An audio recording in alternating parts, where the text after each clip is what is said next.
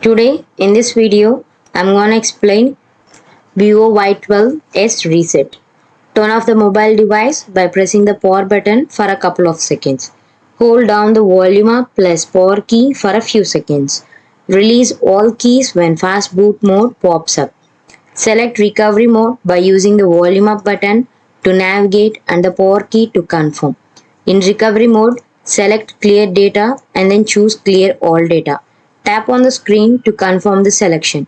If promoted, enter your password. Go back to the recovery menu by pressing the return button. Choose restart and confirm the selection. Note that all your data will be removed during the reset process. After the reset is complete, your phone will be restored to its original factory settings. Follow the on-screen instructions to set up your device anew. If this video helped you out, please leave a like and comment down below. If this worked for you, thanks for watching.